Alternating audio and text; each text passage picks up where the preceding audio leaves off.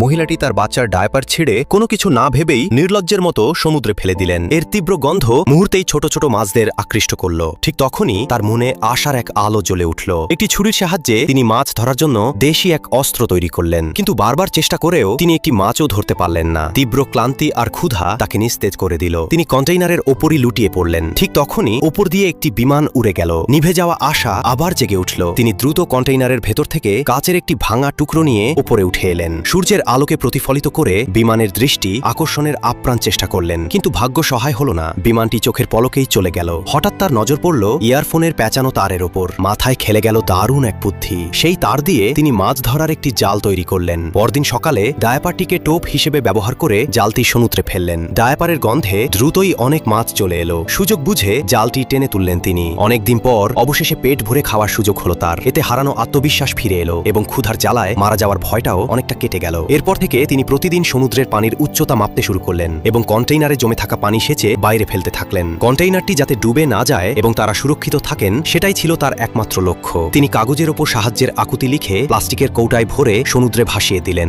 এই আশায় যে কেউ না কেউ তাদের উদ্ধার করবেই। ধীরে ধীরে পরিস্থিতি কিছুটা স্বাভাবিক হতে লাগলো, কিন্তু এক রাতে এক বিকট শব্দে তার ঘুম ভেঙে গেল। বাইরে এসে দেখলেন শব্দটি আসছিল একটি ভাসমান কন্টেইনার থেকে। ঠিক তখনই তার বন্ধ মোবাইল ফোনটি হঠাৎ জ্বলে উঠল এবং জ্যাকের ফোন আসতে লাগলো। কোনো মতে ফোনটি আনলক করে তিনি তার স্বামীর শেষ মেসেজটি পড়লেন। পার্ট 2 এর জন্য কমেন্ট করুন।